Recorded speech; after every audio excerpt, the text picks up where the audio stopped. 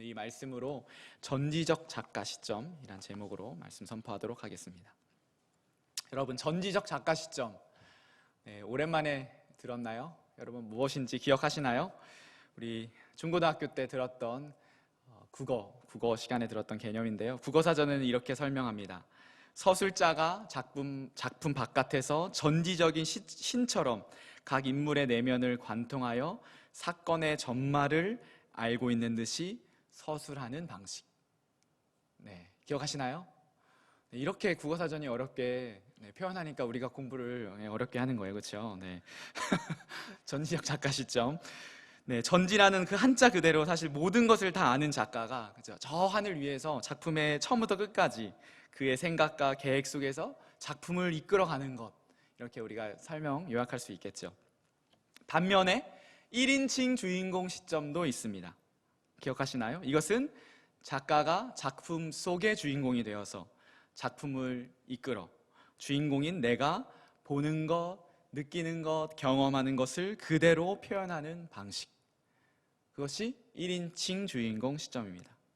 이 문학 개념인 전지적 작가 시점과 1인칭 주인공 시점을 우리 인생에 한번 적용해 봅시다. 1인칭 나 시점, 저는 이제 이유림이니까 제 이름을 넣어서 해볼게요. 1인칭 이유림 시점과 전지적 하나님 시점으로 우리가 볼 수 있겠습니다. 이유림인 내가, 주인공이기에 내가 보고 듣고 느끼는 것만 알지 내 인생이 어디로 흘러가는지, 어떤 일이 일어날지, 또 결론은 어떨지 우리가 알 수 없습니다. 그러나 전지적 하나님 시점에서는 하나님이 모든 것을 아시고 모든 것을 주관하시고 계획하시기에 나인 이유림을 그 하나님의 큰 그림 안에서 볼 수 있는 것이죠. 이것이 전지적 하나님 시점입니다. 이제 오늘 읽었던 본문의 등장인물인 요셉을 한번 예로 들어봅시다. 요셉, 1인칭 요셉 시점입니다. 여러분들이 요셉의 전체 이야기를 많이 들어 알겠지만 1인칭 요셉 시점, 즉 내가 요셉이라고 생각하고 감정이입하여서 한번 요셉의 인생을 생각해 보면 좋겠습니다. 그는 야곱의 11번째 아들로 태어났어요. 그러나 11번째 아들이 나쁜 그 지위는 아니었습니다. 왜냐하면 야곱의 가장 사랑하는 아내인 라헬의 아들이었기 때문이에요. 계속 아이를 못 낳다가 낳은 아들이었기 때문에 아버지인 야곱에게서 많은 사랑을 받았던 인물입니다. 그래서 성경 창세기에 보면 채색 옷을 입었다고 하죠. 아주 귀한 색동옷이라고 우리가 표현할 수 있을까요? 그런 명품을 입었습니다. 그렇게 아버지의 사랑을 독차지했고 형들에게는 시기와 질투의 대상이었습니다. 그러던 중 요셉이 꿈을 꾸죠. 형들의 이 볕단이 내 볕단에게 절하는 꿈, 그리고 한 번 더 꿈을 꾸는데 이제 아빠 엄마를 상징하는 해와 달과 형을 상징하는 11별이 내 별에게 절하는 꿈을 꿉니다. 형들의 시기와 질투와 미움이 머리끝까지 올랐죠. 이런 일이 있고 난 후 요셉은 형들이 일하는 곳에 안부차 갔다가 형들은 요셉을 죽이려고 계략을 꾸며 구덩이에 빠집니다. 그래서 자기들 손으로 죽이기에는 그랬던지 애굽으로, 이집트로, 그 당시 이집트로 가고 있는 그 상인들에게 요셉을 팔았죠. 졸지에 가장 귀한 아들에서 노예로, 그것도 이 나라가 아니라 이방 나라에서 노예로 바뀐 그런 요셉의 인생이었습니다. 명품으로 치장했던 금수저 인생에서 흙수저 정도가 아닌, 피부색도 다르고 언어도 통하지 않는 그런 곳에서 종과 노예의 삶으로 변해버린 요셉입니다. 그의 나이 17살. 부모님의 품 안에 있어야 할 그 나이대에 일어난 일입니다. 잘 아시겠지만 여기서 끝나지 않죠. 그렇죠? 요셉은 애굽의 그 왕의 경호실장인 보디발의 종이 되었고, 오늘 39장 이야기인데요, 그의 성실함을 알아보고 종이지만 이 요셉이 신뢰를 얻었을 찰나에 보디발의 아내인 그 아내의 모함을 받아서 그는 성폭행범으로 감옥에 갇히는 더 나락으로 빠져버립니다. 종의 신분에서 이제 죄수의 신분으로 바뀌어버리는 요셉 인생입니다. 이제 여러분에게 질문하겠습니다. 여러분이 요셉이라면 어떤 마음이 들까요? 어떤 생각을 하며 감옥에 있었을까요? 하나님도 포기한 인생이라고 낙심하며 절망 가운데 있지는 않았을까요? 이렇게 살 바에야 죽어버려야지라는 생각을 하지는 않았을까요? 5만 가지 생각이 드는 이 감옥에서의 매일 밤이었을 것입니다. 내가 꿨던 꿈은 무엇일까? 하나님께서 주신 비전은 무엇일까? 그렇게 매일 고민하며 살았을 요셉, 1인칭 요셉 시점으로 바라본 그런 요셉의 삶입니다. 이제 전지적 하나님 시점에서 요셉 이야기를 봅시다. 전지적 하나님 시점에서는 사실 요셉 이야기가 아니라 정확히 하자면 하나님이 요셉을 인도하신 이야기라고 우리가 해야 맞겠습니다. 이 차이를 알겠나요? 단순히 요셉 이야기가 아니라 하나님이 요셉을 인도하신 이야기. 전지적 하나님 시점에서 요셉의 모든 삶은 하나님의 철저한 계획 속에 있었습니다. 이것을 우리가 신학적인 용어로는 섭리라고 하는데 하나님의 섭리 속에 있었다고 바꾸어 말하기도 합니다. 생각해 보십시오.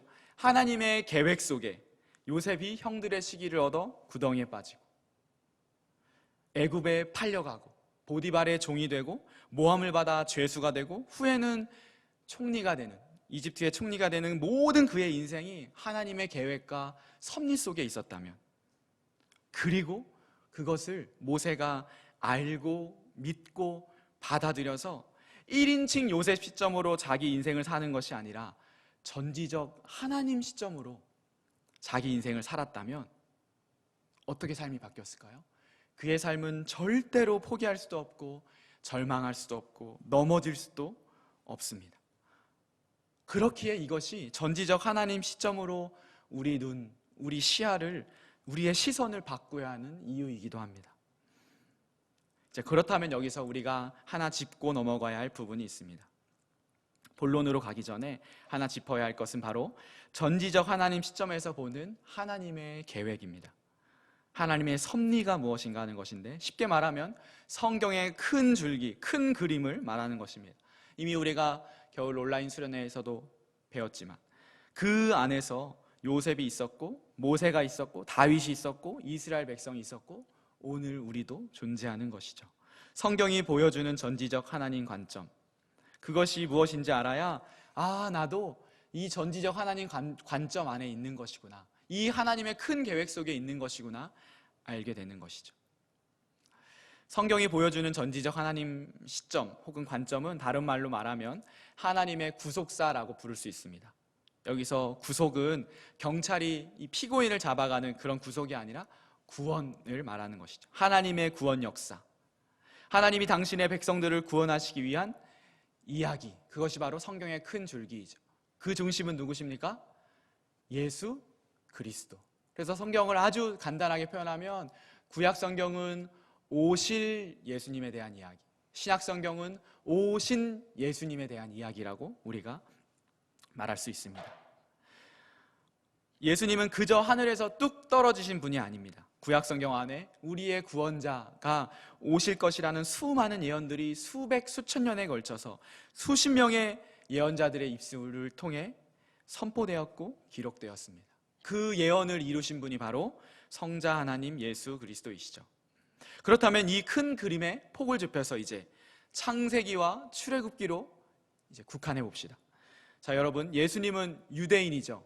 그렇죠? 유대인은 이스라엘 민족을 말합니다. 이제 제가 질문해 봅니다. 이스라엘 민족이 원래부터 있었나요? 그렇지 않죠. 국가는 우리가 언급할 것도 없고 이 민족 혹은 부족도 없었습니다. 그런데 어떻게 예수님이 성경 말씀에 의하면 육신의 자손으로, 육신으로 이스라엘 민족의 후손으로 오신다는 이 예언을 이룰 수 있었을까요? 그것을 창세기 12장에서 하나님이 아브라함을 부르는 장면에서부터 우리는 볼 수 있습니다. 아브라함을 부르시면서 너의 후손이 바닷가의 모래처럼 하늘의 별처럼 많아질 것이라고 약속하십니다. 아들 한 명도 없었을 때 말이죠. 그리고 하나님의 약속에 따라 아브라함이 100세 때에 후손인 이삭을 낳고, 그리고 그의 둘째 아들 야곱을 통해 12형제 중 하나인 요셉이 태어나는 과정이 오늘 창세기 39장까지 온 것입니다. 그런데 야곱의 12형제, 그 부인, 자녀들 합쳐봤자 70명밖에 안 되었습니다. 오늘 우리 지금 청년들 앉아있는 인원 정도인 것이죠. 우리가 이렇게 앉아있고 우리를 새로운 민족이라고, 새로운 부족이라고 말할 수 있을까요? 누가 인정해 줄까요? 그 70명이 나라를 이룰 수 있겠습니까? 그저 한 집안 대가족에 불과하다는 것이죠. 그런데 어떻게 이 70명의 이 집안이 민족을 이루고 나라를 이룰 수 있겠습니까? 제가 이제 대학교 때 역사를 전공했는데 산업혁명 전까지, 즉 200년, 300년 전까지 세계 인구가 거의 증가하지 않았다고 그렇게 배웠습니다.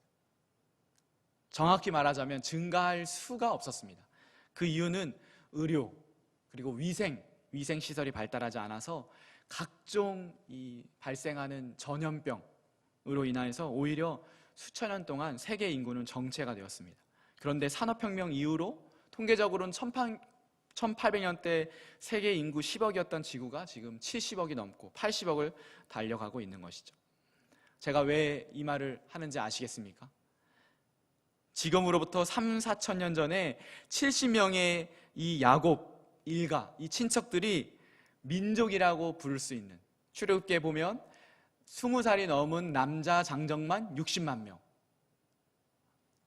여성들과 아이를 합치면 약 200만 명의 민족이 단 400년 만에, 430년 만에 가능할 수 있었다냐는 얘기입니다. 절대로 불가능한 이야기고 그런 유래도 없고 가능성도 없는 것이죠. 이제 다시 또 묻습니다. 그런데 하나님은 이 일을 어떻게 하셨을까요? 하나님의 구속사 이야기에서 야곱 가족, 이 70명이 400년 만에 200만 명의 민족을 이룰 수 있었던 그 이유는 하나님께서 인류의 4대 문명이고 세계의 4대강 중 하나인 당시 최고의 문명 국가인 이집트, 애굽, 그것도 가장 비옥한 땅인 고센 지역, 삼각주 지역에 야곱 일가를 보냈기 때문입니다. 이게 전지적 하나님 관점에서 요셉 이야기이고 이스라엘 이야기라는 것이죠. 그래서 그것을 위하여서 요셉을 이 과정 가운데 하나님께서 겪게 하신 것입니다. 정리합니다. 요셉의 내리막도 하나님의 큰 그림 안에 있었습니다. 그래서 요셉이 형들의 미움을 받아 애굽으로 팔려가고 모함을 받아 왕의 감옥에 갇히고 떡 맡은 자, 술 맡은 자의 꿈을 해석했고 결국은 애굽 바로의 꿈을 해석해 총리가 된 것, 그리고 온 땅의 흉년으로 야곱 가족이 살 수 없게 되자 극적인 상봉으로 애굽에 다 와서 살게 된 것, 그래서 졸지에, 사실 이 졸지에도 아닌 거죠. 전지적 하나님 관점에서 하나님의 철저한 섭리와 계획 아래 그들은 이곳에서 민족을 이루고 400년 후에 출애굽하는, 그래서 이스라엘 민족이 되고 그것이 결국 예수 그리스도까지 흘러가는 이 역사 가운데 누가 있었다고요? 요셉이 있었다는 이야기입니다. 질문이 이제 생기시겠죠. 그러면 이 요셉이 이 모든 것을 알았다고요? 아니죠. 그렇지 않죠. 요셉은 이 모든 것을 언제 어떻게 이루어질 것이라고 정확하게 알 수는 없을지라도 분명한 사실은 그는 하나님의 섭리 안에, 그리고 하나님의 그 계획에 대한 믿음 안에서 1인칭 요셉 시점이 아니라 전지적 하나님 시점으로 살았다는 것입니다. 우리 사랑하는 청년부 지체 여러분, 그렇기 때문에 우리의 시야가 달라져야 합니다. 요셉이 겪었던 이 고난이 고난으로만 느껴지지 않는 것이죠. 고생이 고생으로만 받아들이지 않습니다. 고난이 기회이고 궁극적으로는 고난이 축복이라고도 우리가 말할 수 있는 것입니다. 그렇기에 단지 성경을 우리가 보는 시야만 달라진 것이 아니라 나 자신을 바라보는 관점이 달라질 수 있고 달라져야 한다는 것입니다. 여러분이 진심으로 전지적 하나님 시점으로 나를 바라보기로 한다면, 그래서 그 거대하고 위대한 하나님의 계획 이야기에 내가 있음을 안다면, 그래서 이 부족한 나도 하나님의 큰 그림 속의 한 조각으로 하나님이 사용하실 것이고 그것을 위해서 나를 이곳에, 이 공동체에, 나의 직장에, 나의 일터에, 나의 학교에 보내시고 부르셨다면 우리는 다른 삶을 살아야 한다는 것이죠. 다른 삶을 살 수 있다는 것입니다. 이 관점, 이 시야로 여러분도 여러분 자신을 바라보기를 예수님의 이름으로 축복합니다.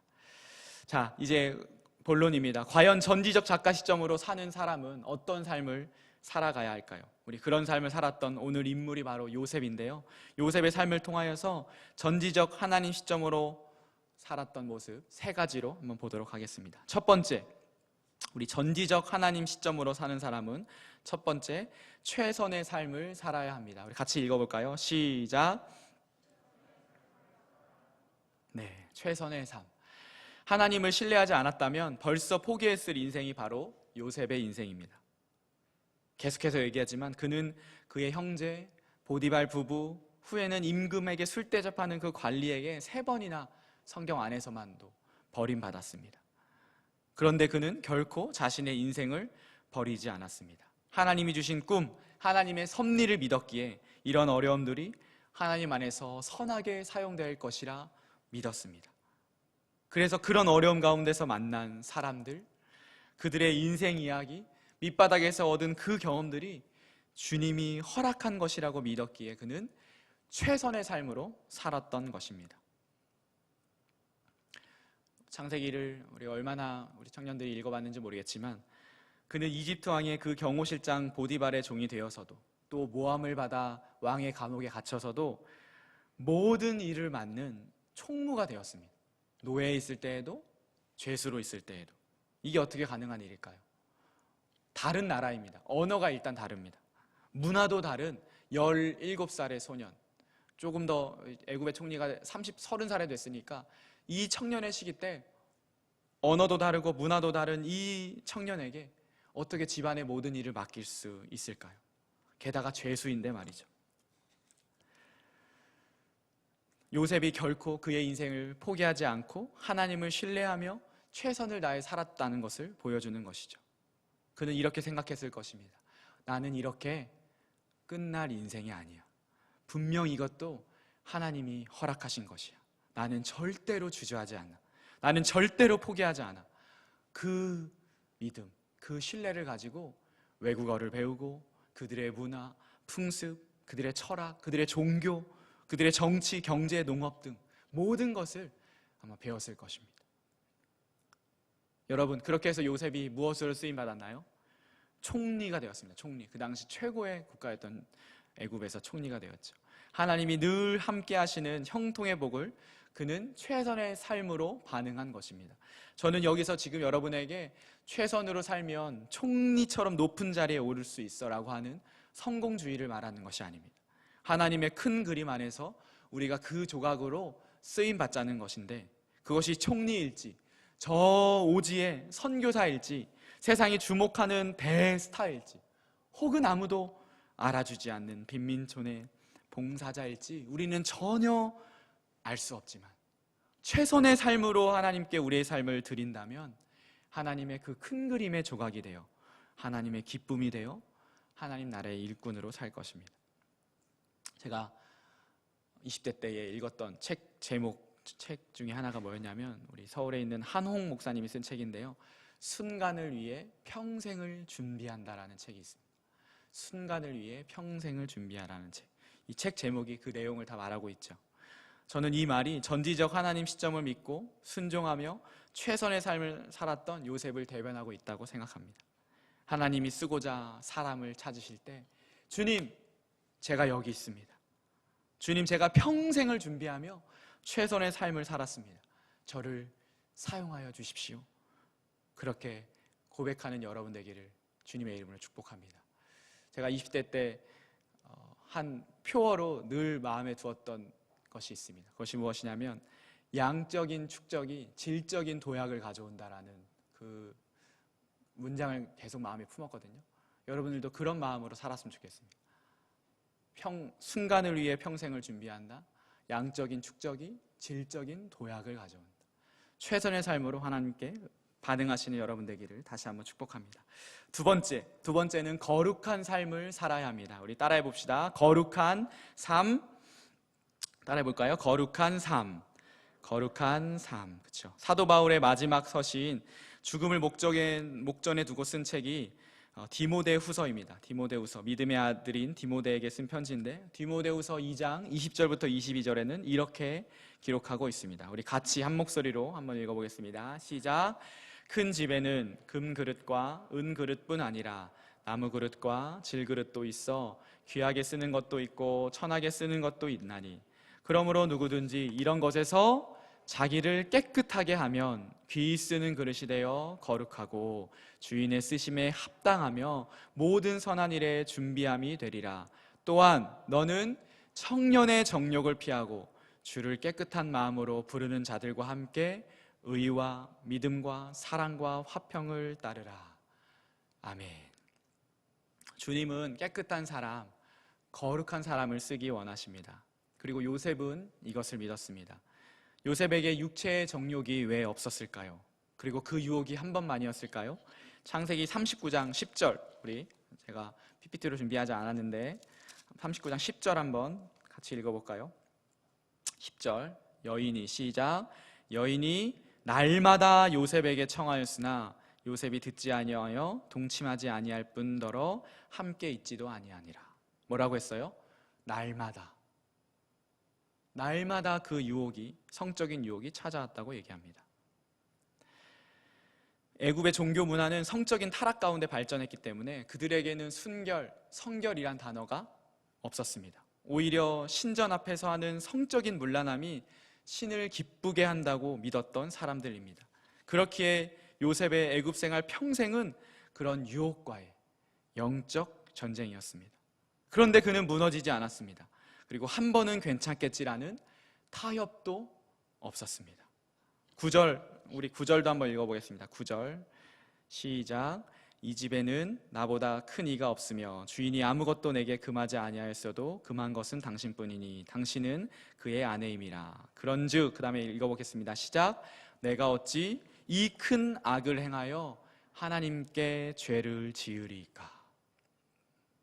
이것이 요셉의 고백이었습니다. 내가 어찌 큰 악을 행하여 하나님께 죄를 지으리까. 하나님 앞에서의 거룩한 삶, 전지적 하나님 시점으로 사는 사람은 자신을 넘어뜨리는 이 죄의 문제를 주님이 주시는 거룩함으로 이겨냅니다. 여러분의 거룩을 방해하는 것은 무엇입니까? 하나님과 여러분 사이에 무엇이 있어 관계를 가로막고 있습니까? 이성교제일 수도 있겠죠. 또 음란의 문제일 수도 있겠습니다.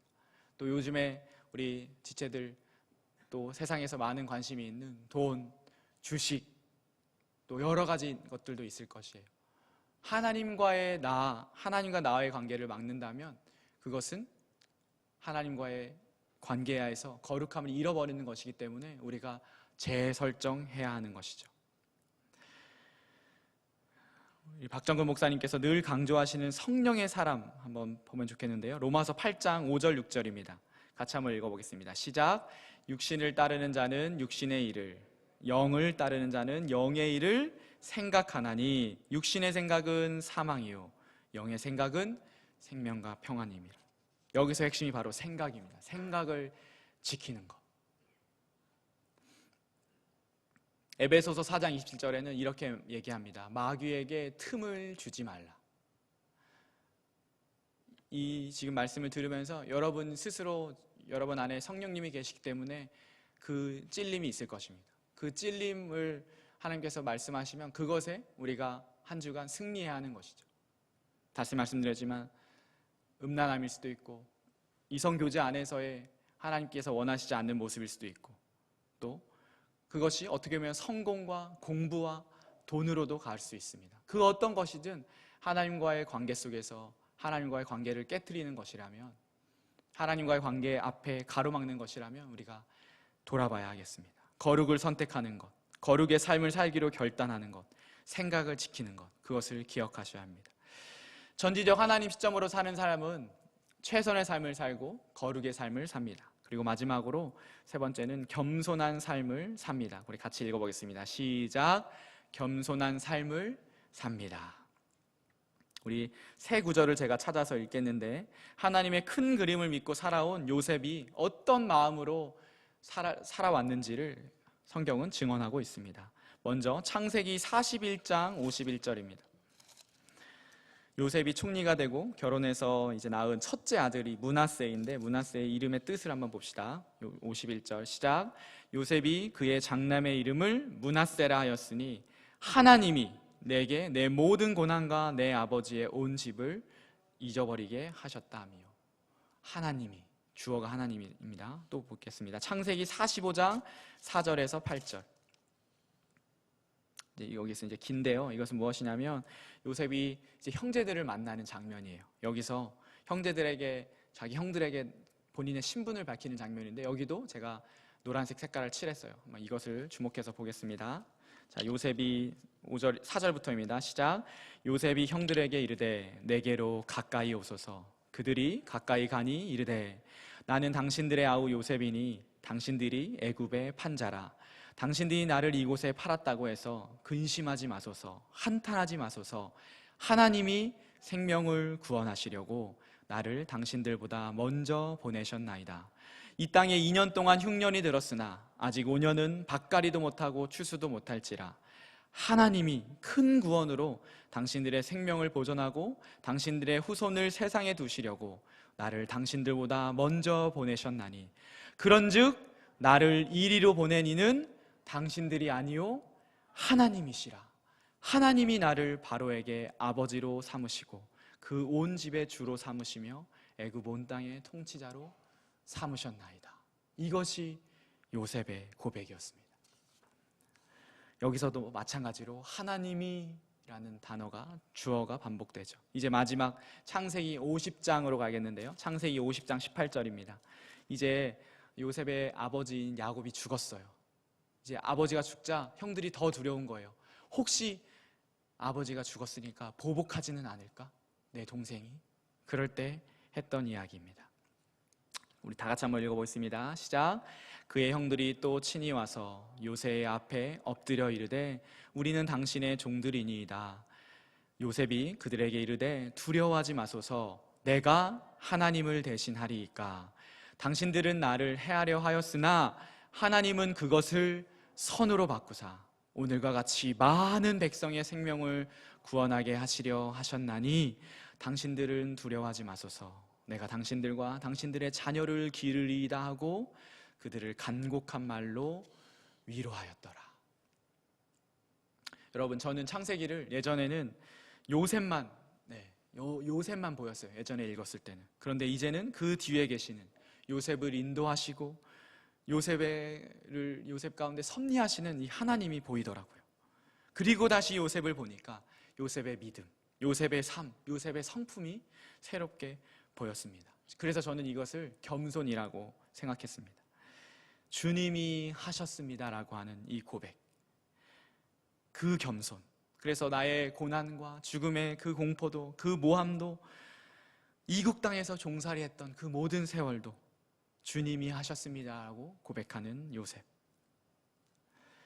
그렇기 때문에 그는 비천한 삶에 처할 때에도, 또 총리가 되어 풍요로운 삶에 있을 때에도 흔들리지 않았습니다. 왜냐하면 주님이 하셨기 때문이라는 것이죠. 이것이 요셉의 믿음이었습니다. 애굽의 총리로 있지만 이스라엘인이라고 하는 이 신앙인의 정체성을 잃지도 않았던 것이죠. 그렇기에, 그분을 신뢰하기에, 그 전지적 하나님 시점 속에 내가 살고 있는 것을 알기에 그는 겸손의 삶을 살았습니다. 결론입니다. 여러분의 시야는 어디에 있습니까? 여러분의 관점은 무엇입니까? 1인칭 나 시점인가요? 아니면 전지적 하나님 시점인가요?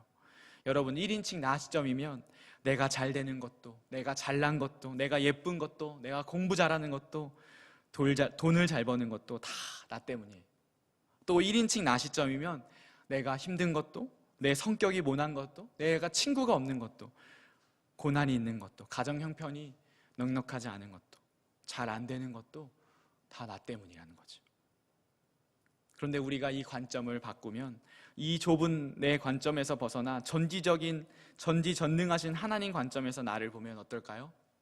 내 삶의 단 한 조각도 허투루 낭비하지 않으시고 하나님이 다 사용하신다는 믿음과 확신이 생긴다는 것입니다.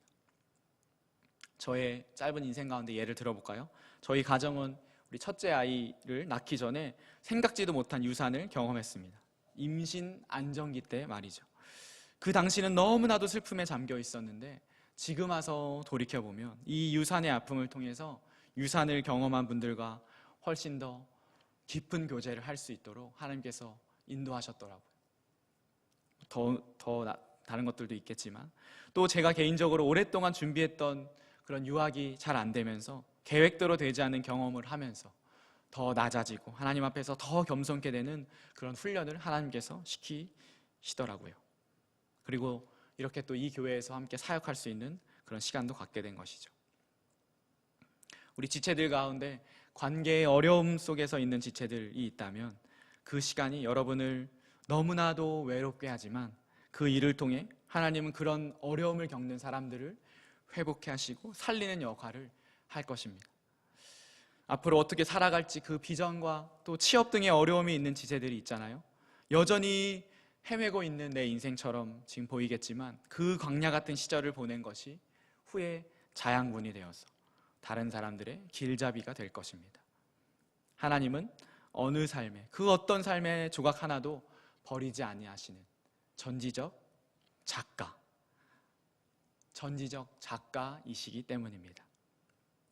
마지막으로 제가 좋아하는 동화책 빨간 머리엔 동화 속 대화를 함께 나누면서 설교를 마치겠습니다. 무엇인지 한번 들어보십시오. 생각대로 되지 않는 건 참으로 멋진 일입니다. 생각지도 못했던 일이 벌어지기 때문입니다.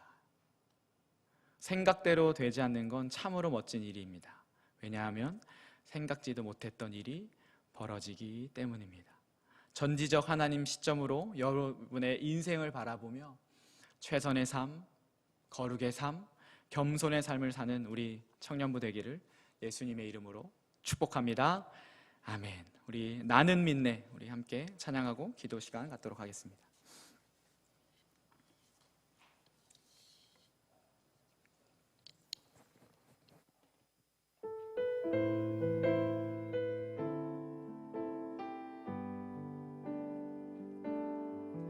내게 허락하신 시련을 통해 나의 믿음 더욱 강하게 자라나고 험한 삶과 골짜기 지나는 동안 주께 더 가까이 나를 이끄시네.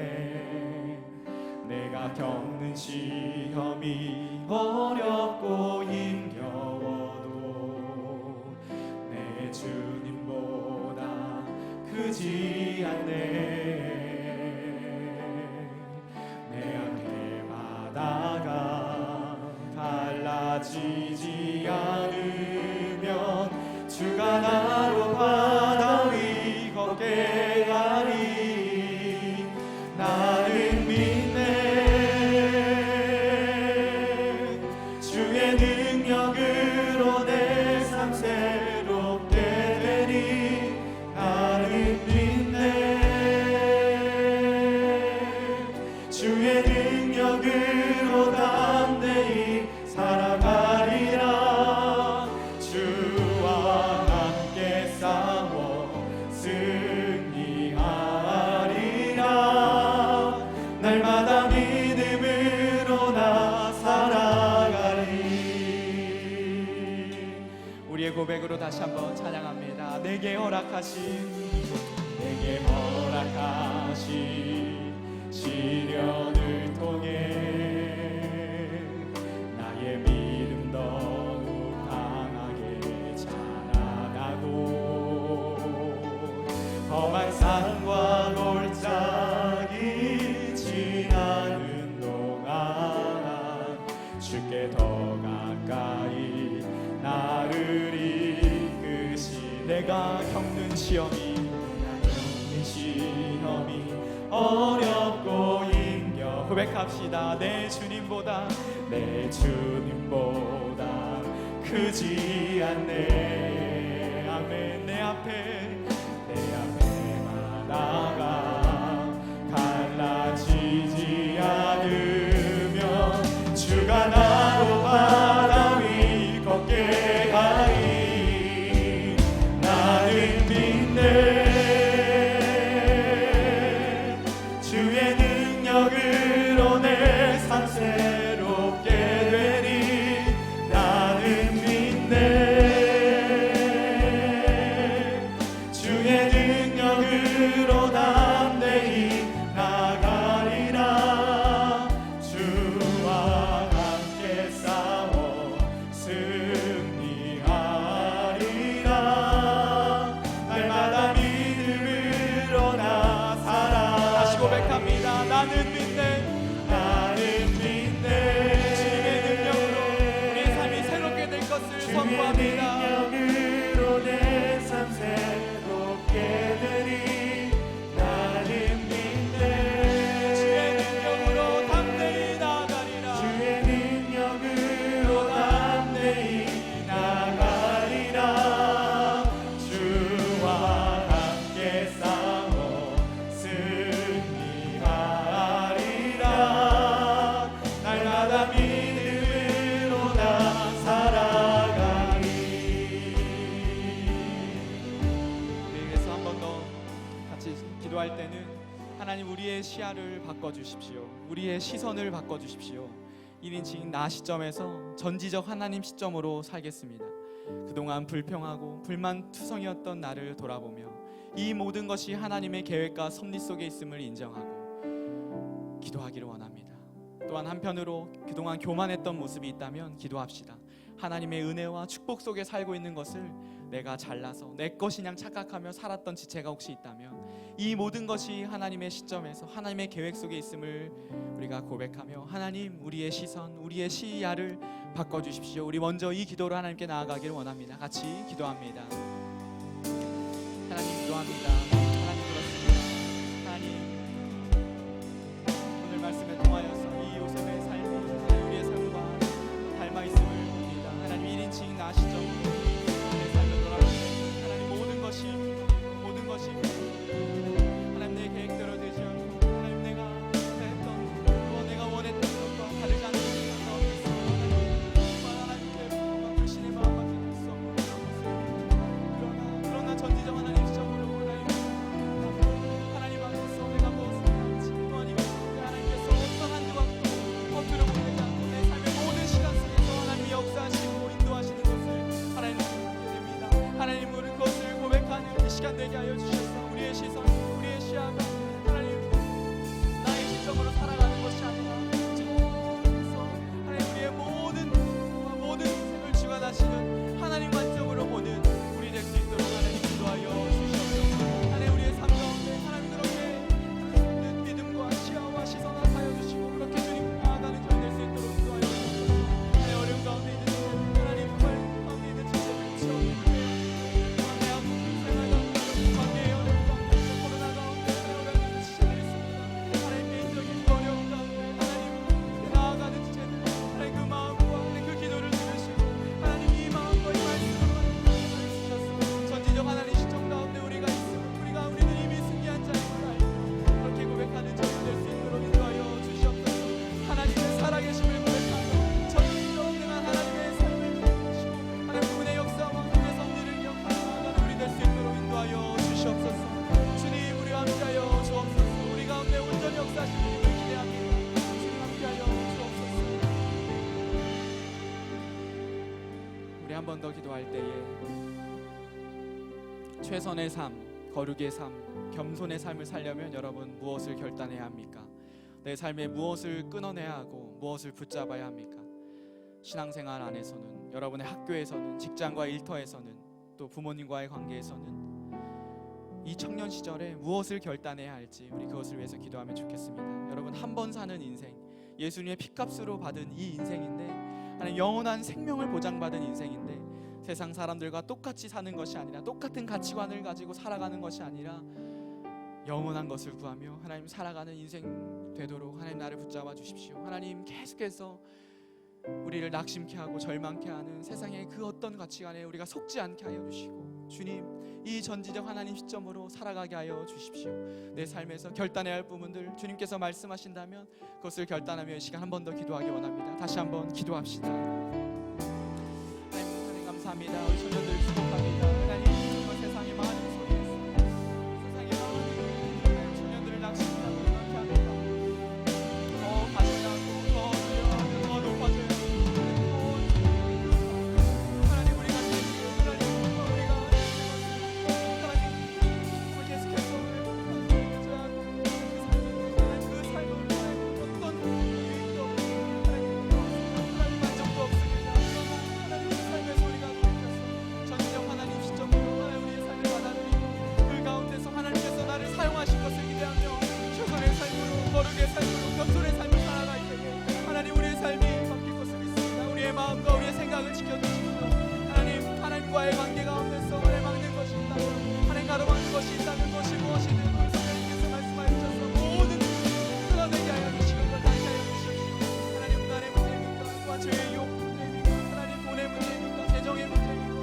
관계의 문제입니까? 하나님 공부 하나님 모든 문제입니까? 하나님 것 가운데서 하나님 보다 앞서 있는 것이 있다면 하나님 이 시간 결단해 주셔서 하나님을 아는 것, 하나님 안에 누리는 것, 하나님 함께 예배하는 우리의 말씀과 내 마음을 하나님 그렇게 하나님과 교제하는 하나님의 친밀한 속에서 살아가는 것이 하나님 우리의 삶의 목표야 알고 하나님 이렇게 결단하는 지나갈 수 있도록 인도하여 주시옵소서. 하나님 최선의 삶으로 살아가야 한다면 그것을 결단하여 주시고 하나님 겸손의 삶을 살아가야 한다면 그 은혜를 부어주셔서 하나님 우리 인생의 단 한 순간도 주님이 하나님 그저 보내는 것이 아니라는 것을 기억하고 하나님의 주권 아래 우리가 있음을 살아가는 수 있도록 인도하여 주시옵소서. 주님 인도하여 주시옵소서.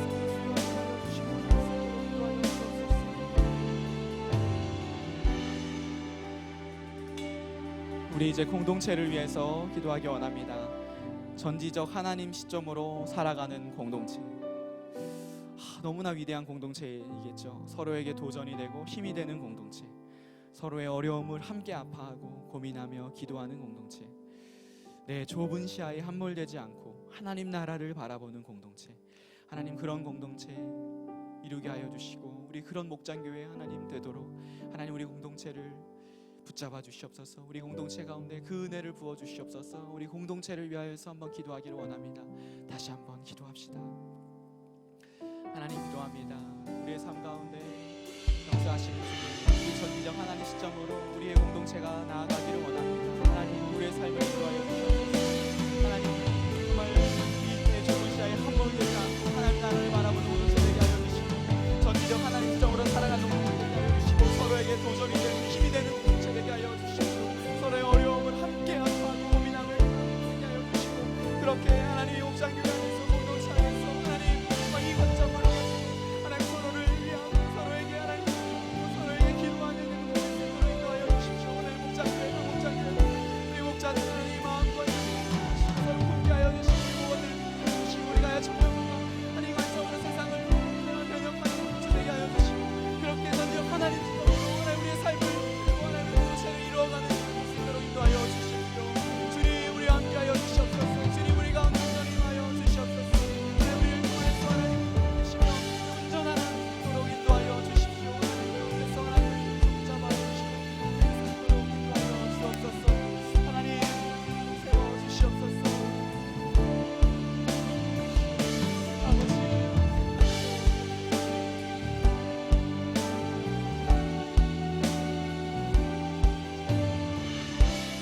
우리 함께 그래서 찬양하기 원합니다.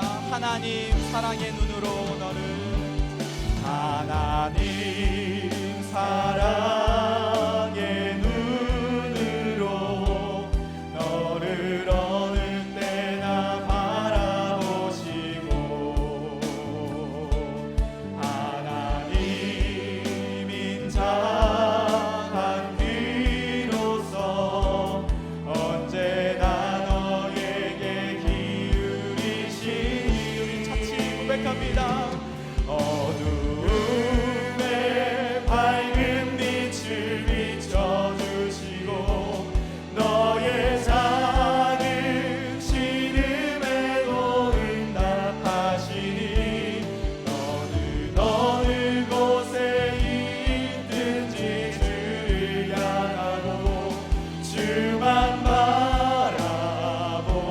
다시 한번 고백합니다. 하나님 사랑의 눈으로, 하나님 사랑의 눈으로 너를 어느 때나 바라보시고, 하나님 인자한 귀로서 언제나 너에게 기울이시니, 어두움에 밝은 빛을 비춰주시고, 너의 작은 신음에도 응답하시니, 너는 어느 곳에 있든지 주를 향하고 주만 우리 마지막으로 한 번 더 고백합시다. 하나님 사랑의 눈으로 너를 어느 때나, 하나님 사랑의 눈으로 너를 어느 때나 바라보시, 하나님 인자한 귀로서, 하나님 인자한 귀로서 언제나 너에게 기울이시니,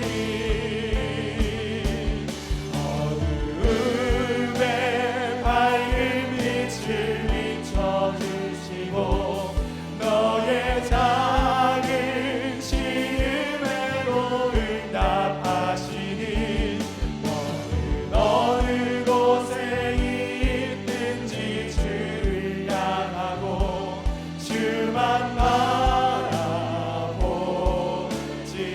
주만 바라볼지라, 주만 바라볼지라.